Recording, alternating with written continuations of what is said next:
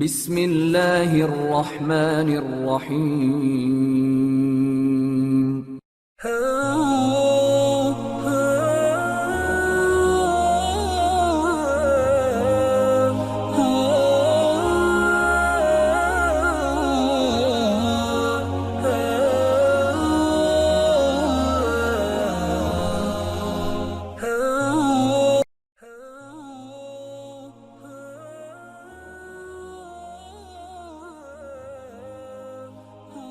نبی کریم علیہ الصلوۃ والسلام کی ذات اقدس کے حوالے سے سلسلہ پنجتنی نے نوجوان نسل کی بہتر رہنمائی اور آگاہی کے لیے ایک سلسلہ وار پروگرام فوق البشر کی عنوان سے ترتیب دیا ہے۔ آج ہم انشاءاللہ اس سلسلے کی اگلی قسط کا آغاز کرتے ہیں۔ شاہراہ ملوکیت کے ارد گرد اس خطے کے طول و عرض میں قائم لاتعداد فوجی قلعے اب ٹوٹ پھوٹ کا شکار تھے۔ صحرا میں یہ آثار رات انسانی مکان کے بجائے زمانے کی میراث معلوم ہوتے تھے۔ وقت کے ساتھ جیسے جیسے سیاسی ڈھانچہ تنزیلی کا شکار ہوا، ساتھ عمارات بھی کھنڈ رات میں تبدیل ہوتی چلی گئیں۔ بازنطینی اور فارسی سلطنتوں کے بیچ گہری کلش کا نتیجہ 800 سالہ طویل جنگ اور گاہے بگاہے چھڑنے والی خونی جھڑپوں کے نتیجے میں برآمد ہوا تھا۔ دونوں سلطنتوں کے بیچ یہ قضیہ سکندر اعظم کے زمانے سے جاری تھا۔ اس طویل رقابت میں اب تک دونوں فریقین کے بے تحاشا وسائل اور توانائیاں برباد ہو چکی تھی۔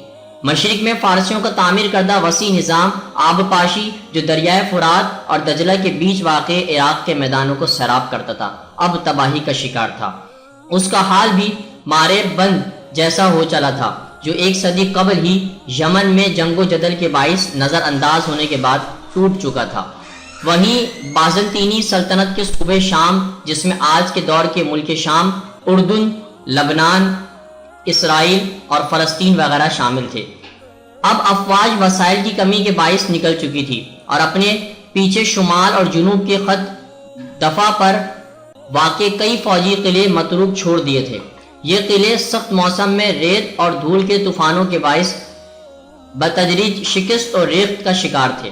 اب ان قلعوں کی لرزتی دیواروں کے اندر اکثر خانہ بدوش بدو سرد موسم میں ریوڑ سمیت راتوں میں پڑاؤ ڈال لیتے یا پھر یہاں راہبوں کا بسیرا ہوا کرتا تھا۔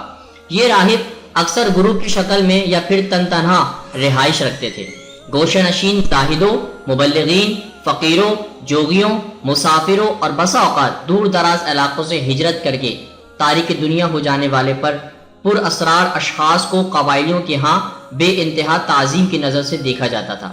یہ قبائلی متروک قلعوں میں ان غیر معمولی افراد کے لیے کھانے کا سامان اور پینے کے لیے پانی پہنچا دیا کرتے تھے۔ کہیں تو یہ قبائلیوں کی خدا کی راہ میں منت تھی۔ صحرا کے باسیوں کے لیے یہ وہ لوگ تھے جو اپنے اندر مقدس روح کے مالک تھے۔ مثال زمین پر انسان کے روپ میں آسمان اور زمین کے قادر مطلق رب کی شبیہ تھی۔ معزز دوستو، آج کی گفتگو کا اختتام ہوا۔ انشاءاللہ کل آپ سے پھر ملاقات کریں گے ایک نئے ذکر اور فکر کے ساتھ۔ اپنا بہت سارا خیال رکھیے گا۔ اللہ حافظ۔